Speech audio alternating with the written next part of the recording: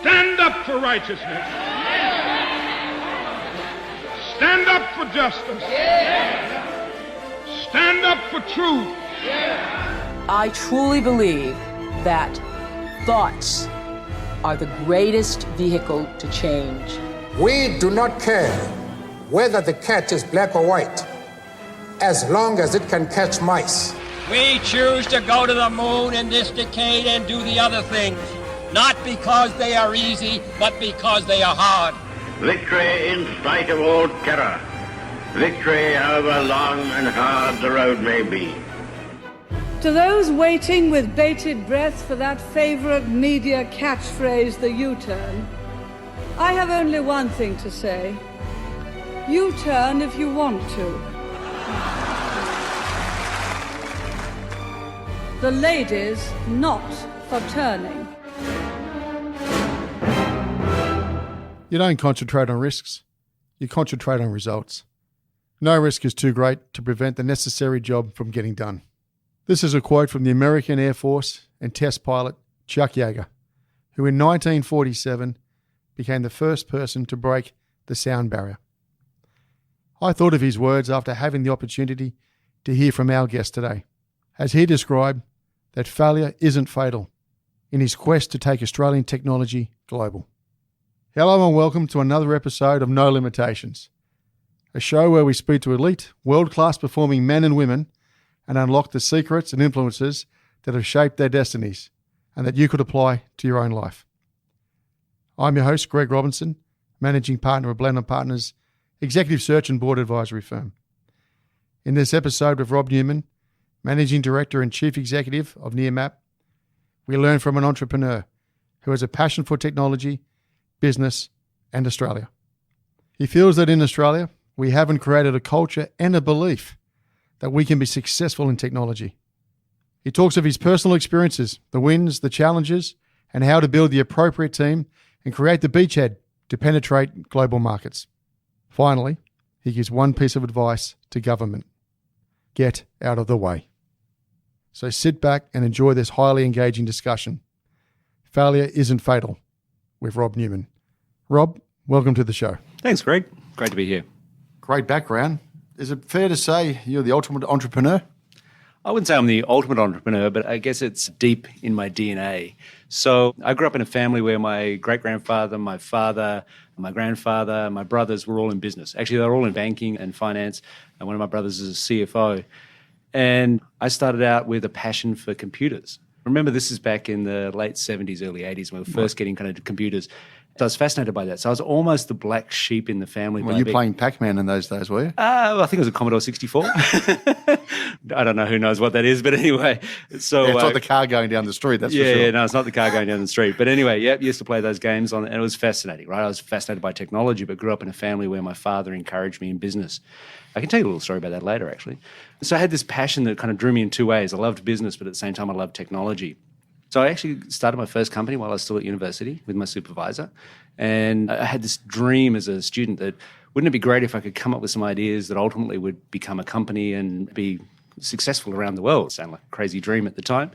But my supervisor and I started a company and off we went. It's kind of created a passion in me since that time to can we take great Australian technology and make them globally successful? And, that's kind of been the root of my career. But yeah, so am I the ultimate entrepreneur? No, but I love bringing technology and business together. Can we take Australian technology and take it global? Absolutely. But why do we always hear the negative? I'm not going to get the capital and I've got to go over to the west coast of USA. Oh, look, the number of Australians that have said, I've got a great idea and I'm going to go to Silicon Valley and get some funding and come back disheartened exceeds the number that would actually be successful if they stayed here.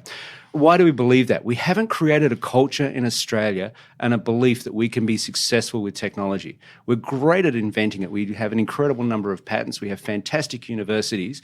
But guess what? We license it off. Not every great technology, but so many great technologies that come out of Australia. Wi-Fi was something that we invented. We all live on that. Guess what? We sold it off. We license technologies off. We don't have the confidence that we can commercialize technology. And I guess that's kind of comes back to the root of my career, which is I believe bringing business and technology together, we can do it in Australia. We are great at technology, but we haven't got the confidence in ourselves to convert that into a business. And that's really what I've been trying to do now for 30-odd years. Can you talk us through some of the key highlights of the career then? And maybe not every investment's a winner, I guess. You must have gone through some good times and some bad times when you're talking about technology. You see you smiling there, Rob. So, yeah, we don't talk about the failures, right? You know the rule. The first company that I started, that's a perfect example of a success and a failure at the same time. We had world-leading technology in computer networking before there was the internet. Now, think about that in Australia, right? Yeah, right. We got an international standard for that technology.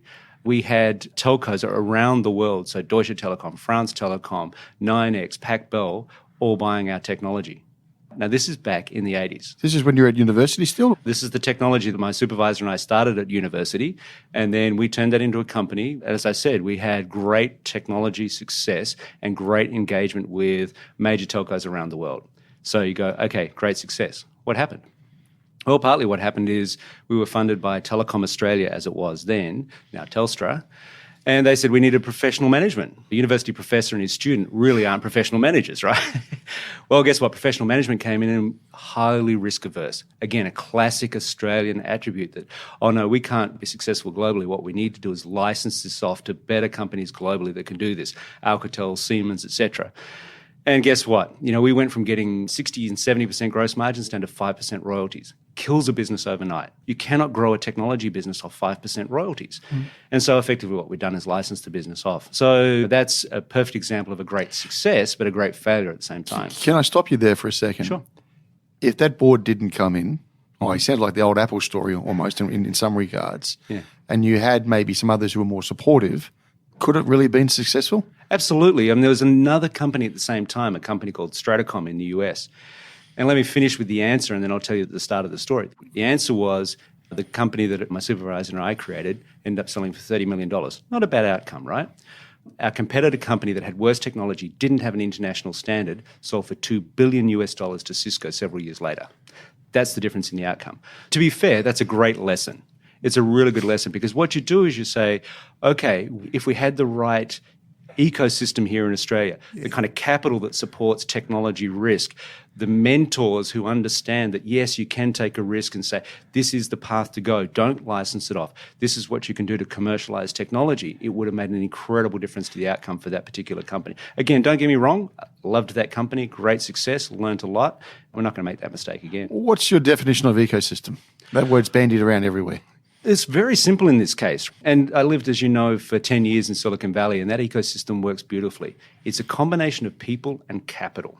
So the people component is, think about me as that young punk engineer who's got some cool technology. Unless I have a mentor and that mentor has a mentor, how do I know what to do? I didn't realize that we were making a stupid mistake by licensing the technology at the time. However, if you've got people that have been moved from my position as being a young entrepreneur that ultimately ends up being the leader in a company, who ultimately ends up going on to mentor the next generation of companies, you have to have that ecosystem. And we've had, at least in Silicon Valley, you've had that experience for decades where you start out as a willing participant, then you become the leader, and then ultimately you become a mentor. So that's the people side of the ecosystem. The capital side of the ecosystem is also very important. You need risk capital. There are literally those people who become mentors. They've made enough money through their careers. They'll go, here's $1 million. Go take this crazy idea and see if it works. That then goes to professional capital, venture capital, which ultimately then turns into your private equity and or a listing and or a sale. So those two things work together. And of course, I did forget one piece of this, which is you need the technology. And we do have that in Australia. We have a great technology. So we really do have the technology. We have great technology. We invent it all the time. We lead in fintech here. We are ahead of US in fintech. Why aren't we hearing the story enough then?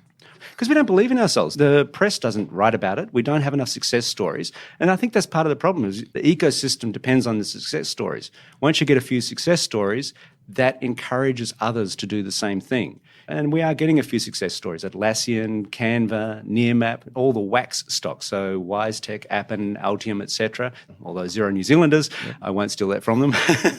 But you get the point, right? It's let's celebrate these companies and let's not just knock them down when they make one mistake. It is a risky business doing technology. The AFR loves to put something on the rear page of the AFR where somebody's made a mistake. Guess what? Risk is making mistakes. Move on.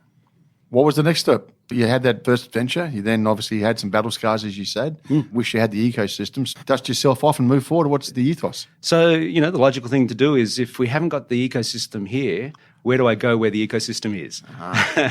My wife reminds me of this once a week, but we upped sticks and moved to Silicon Valley. So I think we were about 27 or 28 at the time. And we said, okay, I said, look, I've got an opportunity in California to go work for a very rapidly growing company. And I went from being a founder and a senior member of the management team to being just one of the individual contributors in a very rapidly growing company in the US. The reason being is I wanted to learn how to commercialize technology, and this was a great place to do it. Are you a programmer by background? Are you the thinker or? Yeah, I'm more the thinker. So I kind of joke that I worked out I was better at talking about technology than actually doing it. I love technology. I used to tinker with hardware and software, but the practicality is there are much better engineers than me. I think if you look at where I engage with technology is I can understand it deeply, but then translate that into what is the commercial or the market application. If I can understand the technology and I can understand the commercial application and connect those two, that's really my sweet spot. Yeah, but then there's the third part, then it's about selling it. I guess the Americans might have taught you a bit about that, or what's... The experience that I got, I went over there as a product manager, so that was my first step sideways in my career from being an engineer. So you go into product management, then you go into product marketing, then you go into general management, and that's eventually how you learn about sales. I traveled pretty much 52 weeks of the year when I was in the US working there, spent a good chunk of that on the road with salespeople and watching the selling. So everything from on the street, right there with the customer, eating burgers in cars while making it to the next customer visit and setting the strategy for how the call was going to go, what I was going to say, that whole interaction and watching. And I used to call them meat-eating salespeople. They knew how to close a deal, right? And understanding that, but then also understanding everything behind that. What's the marketing that needs to set them up for success? What's the business model that needs to set all of that up for success? That was really what I learned out of the first 5 years in California. I think, Rob, you said 10 years. What was the next 5 years in store? Yeah, well, that's kind of where you come back to the theme of my career. So I got great experience at that company that I worked with for 5 years. But through that time, I made connections with venture capitalists in the US. I saw how startups were created, and I'm in the mecca for startups, of course. I'd kept contact with a number of the engineers that I'd worked with in my first company who were still in Perth. And I thought, wouldn't it be fantastic if I could take the Perth technology, bring it together with US sales and marketing people and US venture capital. So I spent 6 months within a US venture capital firm as what they call an entrepreneur in residence, which is basically you can think of grand thoughts for 6 months and build a business plan and go off and do it. So I did that. It was a fantastic experience, really loved it, and learned a lot about VC, which we'll come back to later in my career. But really, I went in with an objective. How do I create an Australian company, but let's take the best of both worlds, great Australian technology with US sales, marketing and capital. Started that company, grew it, and again, a great success and some failures. You don't get away from failures in this game, I've got to tell you. We built a great product, had 22 carriers within the US who were all loving our product. We had a world-leading product again. They were all trialing it, nobody was buying. And I learned a second big lesson in my life, which was you have to understand the customer in every dimension. And I kind of tell this to people, unless you can see the color of the eyes of your customer, you don't understand them. So the story specifically was our customers loved the product. They were trialing it, they loved it, but they weren't buying. So I went to visit one of these potential customers, I should say. They said, oh, look, we're going to take you through the lab and show you how well your product's working. Fantastic. So, but to get to the lab, I had to walk through their warehouse. As I walked through the warehouse, it was stacked with boxes of our competitor's product. And I kind of stopped and said, isn't that the competitor's product? And you told us ours is better. What's going on? He said, oh, okay, that's the voice guys. Now, remember at the time, there were two services, voice services, your phone services, or your data service, your internet services, right? We had a product that did both, which was really the breakthrough. Yeah. But of course, the way the customers were organized is they had the voice people and the data people, and they would buy them separately. So the voice people were buying lots of voice products, the data people were buying lots of data products, and we sold something that we couldn't sell to either. And unless we went to the CEO of the carrier and said, can you reorganize your company to fit buying our product? We were buggered, right? And I still believe it even in this day of internet. Unless you intimately understand your customer, you miss something, right? Now, data can give you a lot of insight into your customers today, which does solve that I've got to see the color of their eyes problem. But I think it's really important to just start with the customer and fully understand how they use your product before you can get there. That's what I did in the second 5 years. You know what we did? We turned off all the voice features in our product, and the next month we sold $1 million worth of product. And 3 months later, we were acquired by a US company. So there you go. So once you see that lesson, it makes a big difference, literally overnight. And you've used that ever since? Yeah, look, it's still with me. Spending time with customers, going on customer visits, part of the reason I travel so much today, and spend time with customers, really want to understand how they use our product. Of course, now it's very different because we have so much analytics about how customers interact with our product that you can infer a lot from that. You can test as well. Let's try this idea, let's try that idea. As a company, we've got to get better at that. Nearmap, we've got to get better at that. We've got great data. We haven't yet quite got as much insight or analytics out of it as we'd like. But Rob, what about the old cliche, give the customer what they want? How does the customer even know what they want based on where you guys are coming from? Yeah, really good question. 80% of our customers never used aerial imagery before we existed. Okay, so what's Nearmap then? Talk us through. Yeah, so Nearmap, everybody knows about satellite view. You put satellite view on your phone, you look at what things look like on the ground. Problem with satellite is it's a global coverage, but it's not great resolution.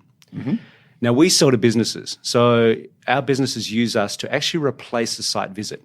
If I'm going to put solar panels on a roof, I need to see up to date what that roof looks like, what the roof condition is, how many tiles there are, whether there's a skylight on the roof. So you need up-to-date, high-resolution imagery. That's what we do. So we don't use satellites, we don't use drones, we use planes. So we're basically in the industry of aerial imagery.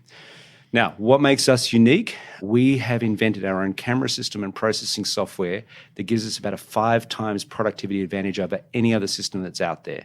And that's very significant because what it means is we're flying continually. We update Sydney, for example, 6 times a year. We update Perth, Canberra, etc., 6 times a year. So if you look at our imagery, it's only ever a couple of months out of date, and it's so high resolution you can replace the site visit. So really compelling. So basically what we do is we compete with getting in your truck, driving on site, hopping on a ladder, climbing on the roof. That's what we compete with. So we have to educate our customers in a different way of doing their businesses. Is the technology from the military, or is it without giving away too much? No. I'm thinking of the U-2 plane flying past, in the old days. That's kind of the derivative or the source of the original industry, I guess. So the military did use this back in the 50s, and a lot of patents around this technology go way back to the 50s for espionage-type applications, of course. And there's different solutions today. But actually the inventor of our technology, a guy called Stuart Nixon, has been in this industry for years. He's incredible, and he had a company before Nearmap. And look, people have had cameras in planes for decades.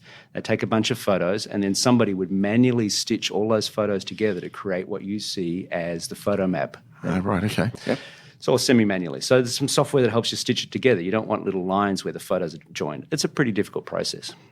Stuart had 2 incredible insights. First insight is if he could create a camera system architecture that would allow us to collect an enormous amount of data, basically fly higher and faster than anybody else, and then take that enormous amount of data and have the software automatically stitch it together without human involvement, we could take what is a process of months down to days.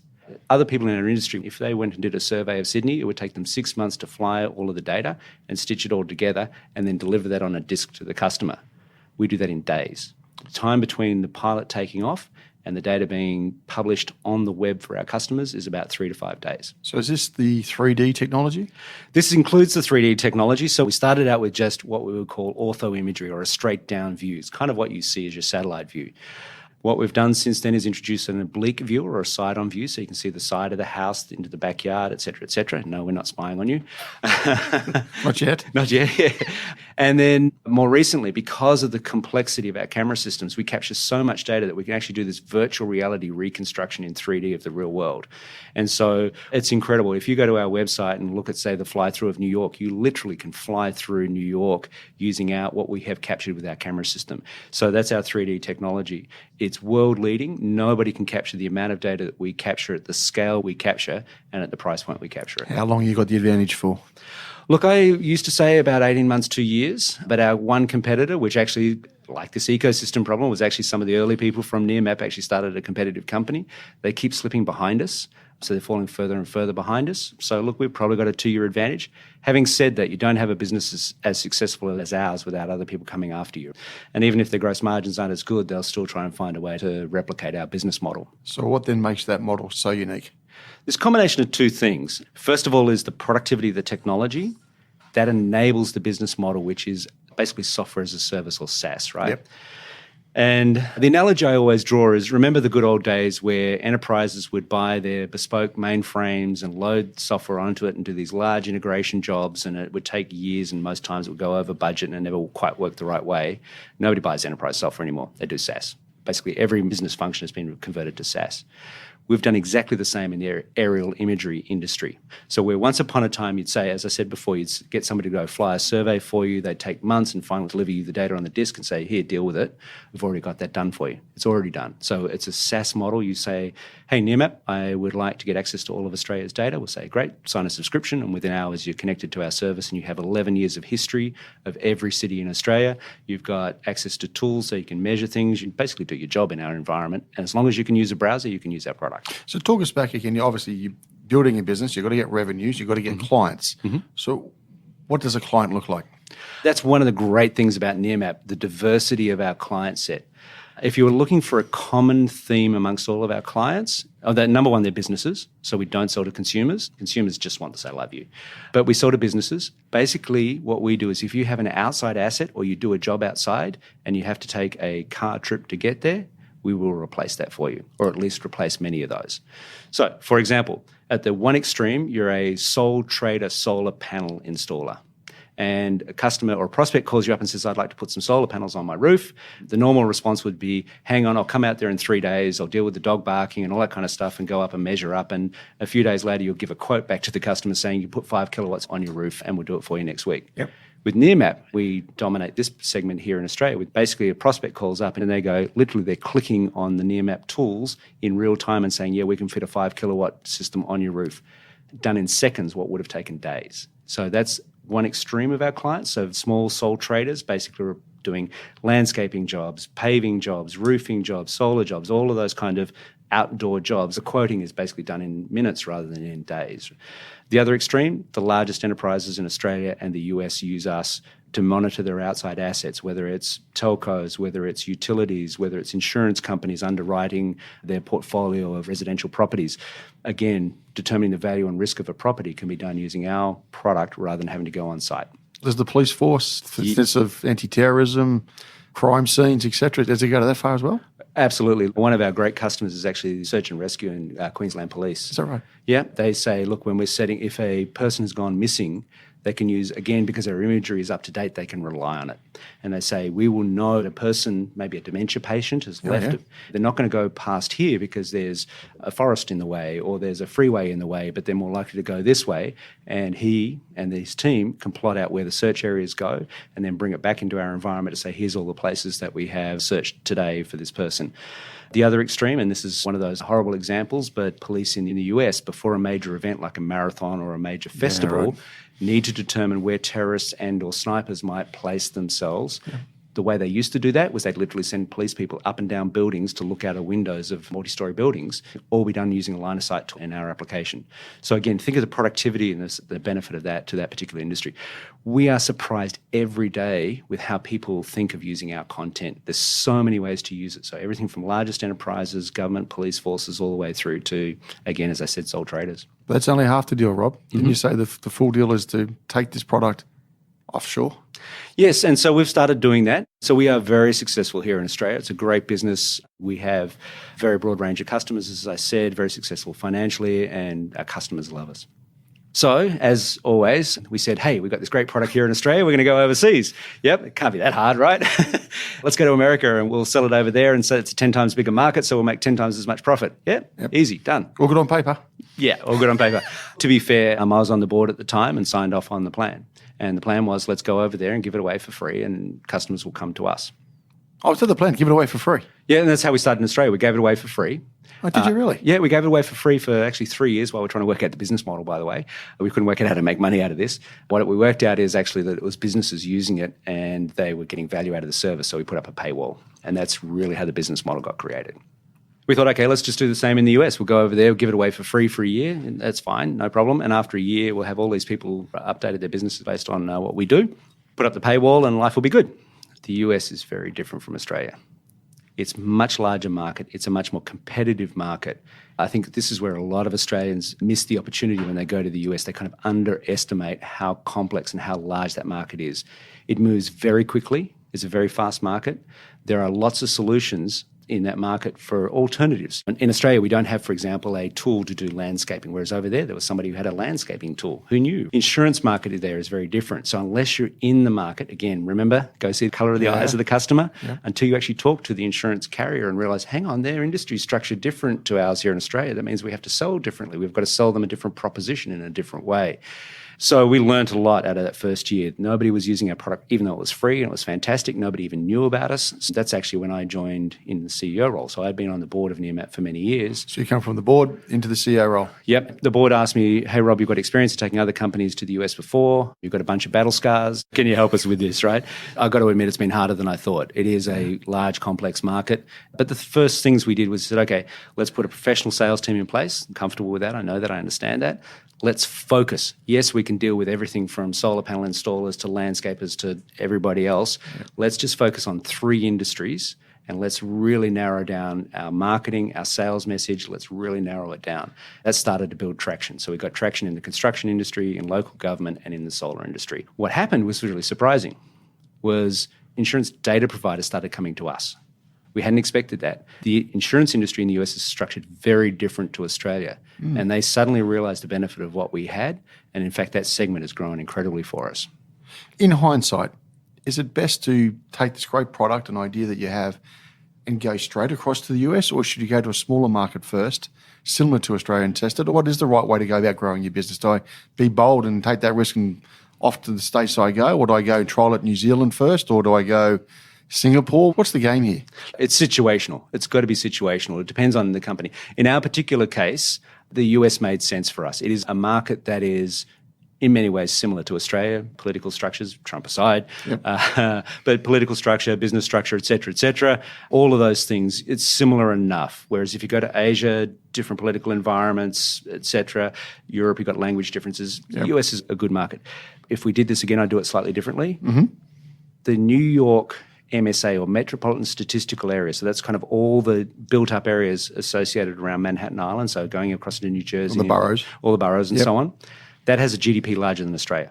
Think about that, right? So what we do is we fly planes to capture content about built-up areas. So we should have kind of said, okay, New York or LA or something like that. Let's just go survey the hell out of one of those 2 locations. Let's sell the hell out of one of those 2 locations and establish a beachhead. One of the terminologies we use internally is Normandy. Basically, the Normandy invasion, if you want to take over Europe, you don't take it over all at once.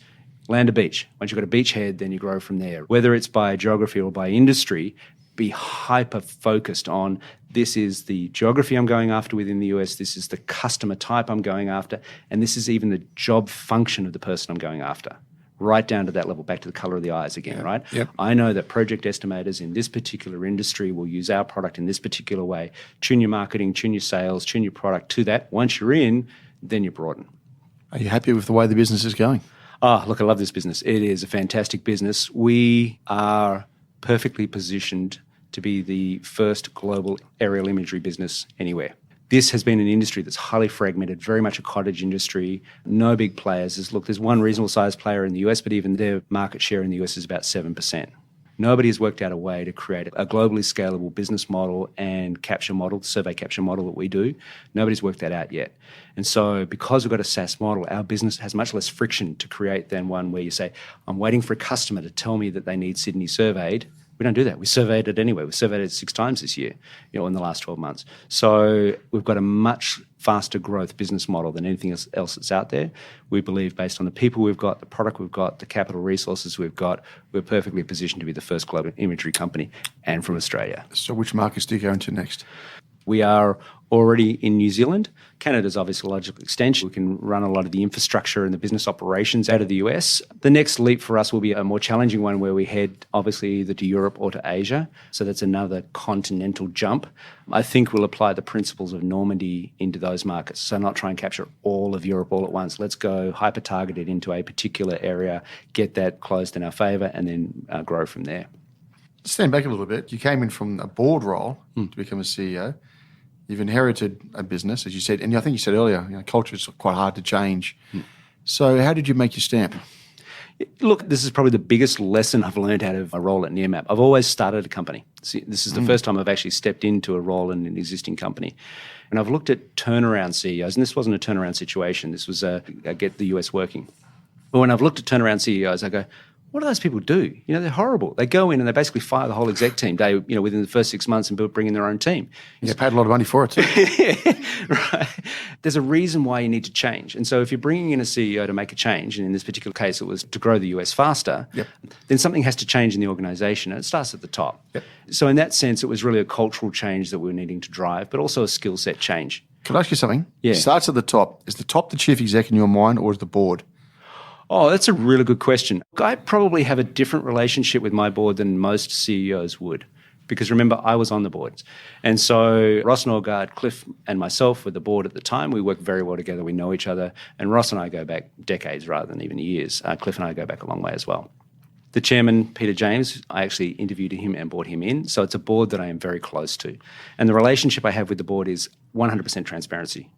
So you can come into Nearmap any day you like, go walk the floor, talk to whomever you like, whatever you need to know about the business. Transparency is key. And look, this is core to my core values is tell it. If there's something going wrong, let's tell it so we can fix it. That's core.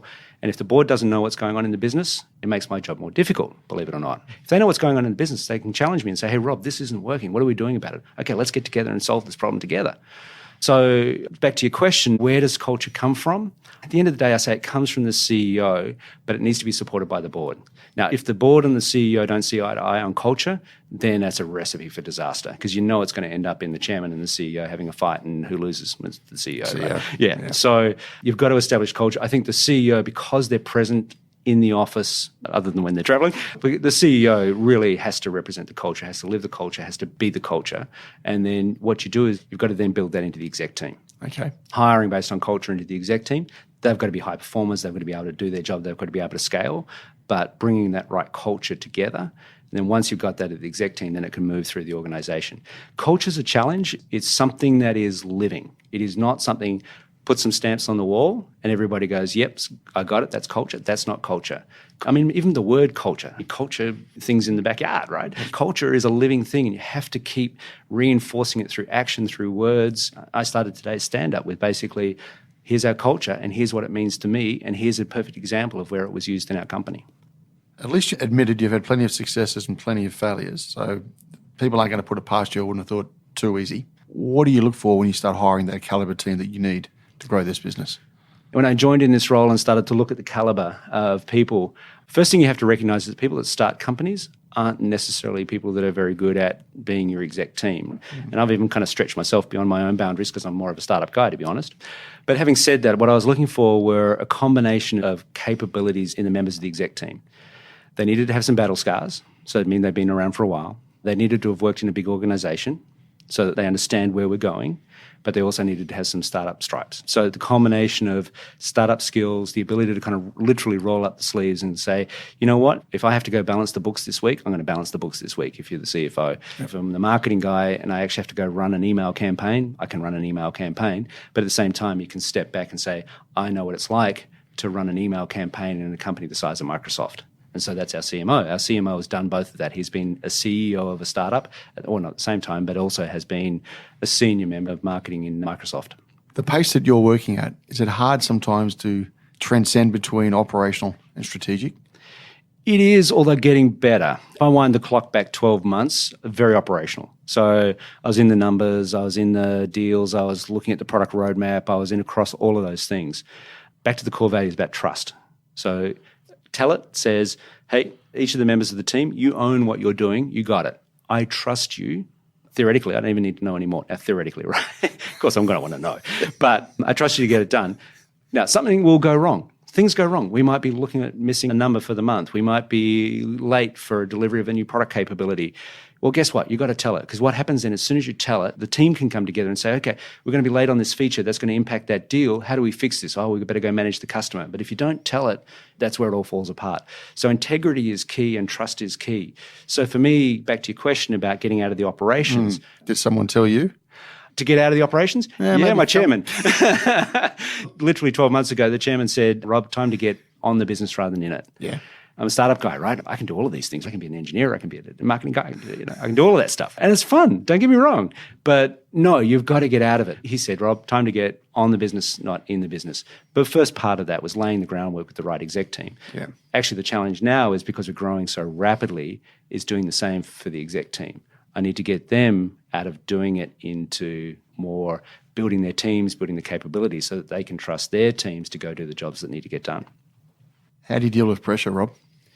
Look, I actually love pressure, by the way, but funny, you talk to a number of people about being a CEO and they look at you and say, oh, we'd never have your job, right? Because it is a crazy job. You've probably heard this before. It's the loneliest job.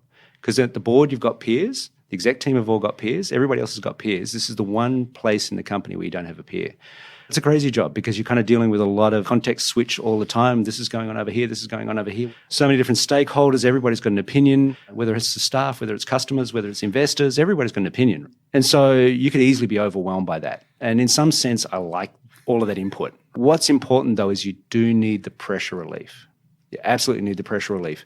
I think I've got 2 pressure reliefs in my life. So one of them is I do now, I think, I have to check with my wife, I do have a good work-life balance. So get to the weekend, shut the laptop. If something urgent happens, I'm there, don't worry. But let's close the laptop, let's go out for a hike on the weekend. So we'll go hike, go to coffee, whatever it is. So that work-life balance is critical. The other one, which is, and I learned this very, very early, it was still while I was at university, is I could spend 2 days trying to solve a problem for that particular computer networking company. I'd spend 2 days on it, wouldn't get anywhere. I'd literally go out for a run, 10 minutes into the run, I'd go, bang, that's it, I got it, that's the answer.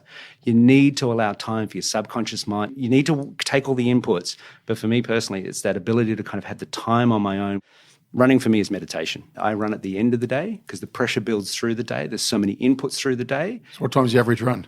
Look, the average run's around 6 o'clock in the evening. So you kind of get to the end of the day, go, okay, I'm done. And basically I live close enough to work that I can run home. That's the pressure relief. That's the time where all the problems get solved and it turns me back into a human being before I get home. Let's stand back even further.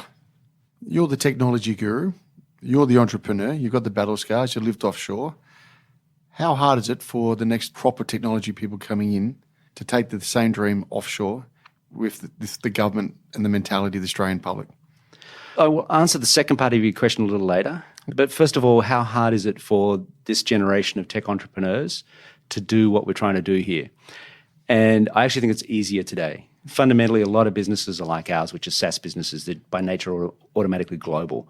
So the ability to build a global business, Atlassian is a perfect example. That gets put out all day long, Atlassian. Mm-hmm. Well, there's got to be others we've got to start hearing more about. We've got to hear more about it. And so this is where I think we are now cutting ourselves short in Australia. I fundamentally believe, and I did spend a bit of my career as a venture capitalist, and I did a retrospective on how successful our various investments were. I believe there are 2 things that make a great technology company. Number 1, the depth of the intellectual property, and number 2, the capability of the management team. I don't care how big the market is. I don't care about competitors. I don't care about all those other factors that go into a business plan. When you're starting a company, it's the depth of intellectual property and the capability of the management team. Let me talk about both of those. If you come up with yet another app, it's not different. And there's so many young entrepreneurs today that's chasing yet another app. I've got an app for that. I've got an app for a radio replacement. I've got an app for, microphone replacements. I've got an app for whatever it is, right? Look around at anything you find and there's an app for that. Doesn't create great businesses. Great businesses fundamentally are founded on great technology or some great insight about human behavior. Yeah. Google, perfect example. They had a deep, deep algorithm for search and it basically destroyed Yahoo. Yahoo had a structure for categorizing content. Yeah. Look at the difference. Where is Yahoo today versus where is Google? It's a perfect example. The deeper the IP, the deeper the tech, the more moat you create and more defense you have around your business. Now, I have one other guarantee for you. When you start a business, I guarantee one thing will happen. Within 12 months, you'll have one fundamental assumption about your business wrong. You will never be able to be prescient about the future. So that's why you need the second piece, which is a great management team. Now, this is really hard for startups. You need to be stubborn enough to persist, but smart enough to change when you have to. And that's a really hard combination to find in one person. So having 2 or 3 people in a team to go, let's keep going, let's keep going, let's keep going. Oh, hang on, we're actually going the wrong path here. It's time for us to change direction. Nearmap's a perfect example. We spent 3 years going down a path with great technology, lots of customers using us, not making any money. And it was only when the insight from the second CEO said, hang on a second, we've got to put up a paywall and actually have our commercial customers pay for this service, did we really start to take off. Is that because people then value your service? Yeah, absolutely. If I get it for free, do I value it? That's the only thing. That's the point, right? When it's for free, you don't value it. But when you realize that this service had actually been integrated into their workflows, so they literally had less cars on the road, they literally had less people going on site, less risk of people climbing ladders, and suddenly you go, hang on a second, that service isn't available unless I pay for it, they suddenly realize the value. Yeah. Of course, that's what our salespeople have to do every day now, and our marketing is educating our prospects on where the ROI is for them in replacing those physical site visits with the virtual site visit. So that executive team, what you don't want is sycophants, then, do you? Oh, absolutely not. In the same way as I expect the board to challenge me, I expect the exec team to bring different perspectives and challenge. 3 times a year, we get together for a week or 2 and review our strategy, where we're going, etc. So 3 times a year we do that. So we've got 2 execs in the US, we fly them into Sydney, or our team from Sydney flies to the US. And we challenge each other. And basically we have 4 principles we put up at the start of those meetings, which is healthy disagreement is encouraged. So challenge each other, push, challenge. But one of those other 4 principles is once we make an agreement, it is lock solid and we hold each other accountable for it. So if we walk out of there with an agreement, you can't go back to your teams and say, oh, by the way, actually I'll twist the agreement a little bit to make my team feel happy. So that's kind of the dynamic that it will happen there. That's part A. What about part B? Where's the support by institutions, the dialogue by government? We hear the word of innovation over and over. Yeah. A lot of talk. A lot of talk, right? And my biggest frustration, as I said, I had a period, probably about 5 or 6 years in my career where I was running a small venture capital firm, actually in Perth. And government, if I have one piece of advice for government, get out of the way for technology. Get out of the way. No, it's as simple as that. Should we expect a government department, I mean, they do great things, don't get me wrong, but should we expect them to understand a complex environment like technology and innovation and startups? Of course not. The biggest frustration I had is, okay, we had this venture capital fund, we would invest in startups, we'd get some government funding, just about to get the government funding, change of government, they'd change policy, the funding would go away. 6 months later, they'd come back with a new campaign or new budget initiative, pretty similar, rebranded because it was the Liberal Party versus the Labor Party or vice versa. I don't care which party you're talking about. Yep. There's no bipartisan support. There's no long-term support from government. If you're going to put a campaign or a program in place, it's got to stay there through all government. You cannot change it every time there's a government or a change of minister. It's ridiculous. We had a company that was doing $20 million a year in revenue. I'm not going to blame either side, but at the time I woke up one morning and said, oh, we're going to change that policy. Took the $20 million business to zero overnight. Yep, the incentives got taken away. So it was a business that relied on government incentives. The incentives went away and screwed the business literally overnight. Government, get out of the way. Free enterprise works. Look at America. Where are the government incentives for startups in America? They don't have them. It's back to the ecosystem. Smart capital that understands all the risk elements and the risk stages. Smart entrepreneurs who go all the way through from being willing participant to leader to being a mentor. Yep, and a great technology engine. We've got the great technology engine. Government, get out of the way. If there's anything you can do, highlight, and companies like Nearmap, they should be saying, this is fantastic. Look what they've done. We didn't do it with any government incentives. Talk us through the ecosystem a little bit more, because if I am starting up a business, am I going to stick around? I've heard your story, it's great. Mm-hmm. It's going to be hard to get this thing. I'm going to hit by tax. Aren't I better to go to Singapore? In fact, they're going to incentivize me, first year before my first $1 million, I get a very reduced tax rate. Is there actually a technology hub in Australia?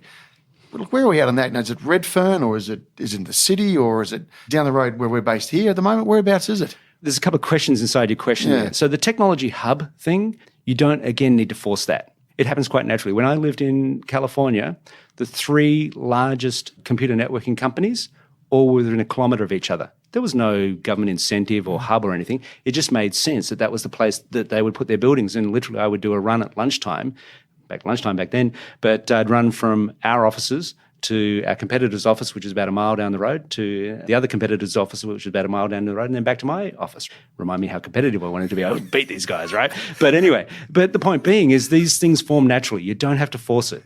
So the hub, I don't think, is the key piece. But back to your core question, which is, I'm a technology entrepreneur and I want to be successful. Yeah. You can be successful from Australia. There are companies that have done it. It's just as hard anywhere else. And if you're relying on incentives, your business model doesn't work. I'll say it again. If you're relying on incentives, your business model doesn't work. At that $20 million loss that we had, it's a perfect example of that. And I think as Australians, if you've got great core technology, you've got to be doing something for Australia and take the risk and do it here. It's our responsibility as Australians. This is a great country. Agreed. This is a great country. Yes, mining does great for us. Yes, construction does great for us. But if we're going to create a technology industry, you have to invest in our country, and that means do it here. And there's no reason why you can't. So where's the dialogue there? Oh, look, I don't think there is a dialogue around that, to be honest. I think there's a responsibility. I'll take a blame for this as well. As CEOs of WiseTech, Atlassian, Altium, Nearmap, etc. There's no get-together, no consortium or... No, and I'll take as much responsibility as the rest. We're all so goddamn busy. We're all flying around the world because we're all running global companies. My hope out of all of this is that each of us, as we progress in our careers and pass on our companies to the next generation of leadership, that we do create that next level of mentoring. I think the other piece of it also is that there has to be, and this is the hardest part of it, is a technology coming together. And what I mean by that is the experience that I have in aerial imagery, how much does that relate to logistics? How much does that relate to Atlassian and what they do? But if you've got 4 or 5 companies in the mapping space, that's when you start to feed off each other, both in a competitive way. You all drive yourself higher, but you're also learning and you're crossing skills from one company to the next, and that creates the next generation. So that's probably the other piece that's hard to create. Don't have the answer for it, but something a little further in my career I'll work on. A couple of last questions. How often are you away from home? It depends. There was a period in the first half of calendar 18 where I spent half of the time on the road, basically 2 weeks in the US, 2 weeks in Australia. It was important at that time as we're going through some transitions in the US. Now it's down to probably 2 weeks in the US every 2 months. I think it's an important part of our business. All the parts of our business are important. The faster we grow in the US, the faster the Nearmap grows overall. Okay. Now, what do I mean by that? Again, just take the basic. US is 10 to 15 times larger than Australia. Australia, a very successful business. If you get that same economic engine working in the US, the free cash that comes out of that business then funds so much product expansion, so much global expansion. So getting that business model working in the US to the same level of success as Australia, that really drives the overall growth for our company. Mentors, Rob, you mentioned that heading a couple of times. Mm-hmm. Who's been the mentors to you? Look, there's some people that have really shaped me very early. I mentioned my family, but particularly my father. I can't remember whether I was 10 or 12, about that age. Dad had a farm we used to work on the weekend. Dad asked me, how much money have you got in the bank? And I can't remember how much it was. Let's say it's $100. And he said, well, for $100, Rob, you could buy a cow. Okay. So you can leave it in the bank and you can earn interest, or you could buy a cow. So I bought a cow. And from that, bred a calf. So I've got 2 cows now. And within about a few years, guess what? I had a herd, and I sold that herd and put the deposit down on a house. Teaches you something from day one. Teaches you risk, teaches you the value of investing. It teaches you that if you tend something, you can grow it. And it's very simple. So that house then turned into another house, and away you go. So then you've got that piece. So Dad, for me, shaped that passion for business, as did one of my brothers for my 21st birthday, gave me a book called The Principles of Corporate Finance. Yeah, 21-year-old, right? 21, yeah, my brother. So here I am, an engineer, and my brother gives me a book on principles of corporate finance. I go, what the hell are you doing? I read the book cover to cover, loved it. So those kinds of things influenced me very early. Then my university supervisor, very smart technically, but also entrepreneurial. He had that same passion I have, which is create a great Australian business. So John Hullett, great respect to him, he's fantastic. He was that mentor that got me started. Today, I look actually to our chairman. He's so level-headed, so broad in his thinking. I think he's a great guide for me at the moment. But I also, in parallel, I've got an executive coach. You have a coach? Oh, absolutely. Look, I'm always looking for input. You've got to be learning every day, and there are people that have got different views on life, and my executive coach is fantastic. He's quite different to me. I'm an engineer by training. Yeah. He's a lawyer, but also very much in touch with the human side. I know as I'm transitioning more into thinking about the people and growing the people part of our organisation, that I need somebody who's pulling me that way. All of those inputs are really important in continuing to learn, but also shaping who I am today. How much longer are you going to stay in the role, Rob? I love this company, love this job. It's challenging in that respect as you can tell, I'm looking here to build a global company to prove that Australia can create a great technology company that's globally successful. At some point, I'll realise my limits. Running a 10,000-person organisation is very different to running a 200-person organisation. So at some point when I realise I'm at my limits, it'll be time for me to hand on to the next generation. Rob, if you look back as that young guy with his first calf to today, that dream hasn't changed much. You've been always wanting to build no matter what. What advice would you give that young bloke? Yeah, I actually thought about this a little bit. It was kind of interesting. My first reaction was no regrets. I mean, you kind of look back on your life and you say, yeah, I made a bunch of mistakes, but I learned a lot from every one of those mistakes. Makes you move forward, try again. Every time you hit the wall, I'm like, okay, bang, I shouldn't have gone that way. Let's go the other way, right? So do I have any regret about anything that I've done? No, that's kind of important. If there was one piece of advice that I might have given young Rob would have been that very first company, which was don't license the technology. Stick with what you believe in. Stick with selling it. If we'd kept selling our product, which we had started to do, rather than to license it off, it'd be a very different outcome for Australia. Very different outcome. But again, no regrets. I learned a lot from that. Rob, as you walk out of here today, what are you going to do about getting that dream alive in regards to the others coming together to help Australia? I think now there is a responsibility. I have reached out to a couple of those execs. I think it's my responsibility to kind of carve time out to do that. We're also busy, but unless somebody steps up and initiates it. So, Greg, thank you. You've given me a mission, yet another one. I'm going to follow up on it. Okay, you can check in with me in a year's time and see how far I've progressed. You're on. Rob, thanks for sharing everything today. It's been a fantastic conversation. Good. Thanks, Greg. You've been listening to No Limitations.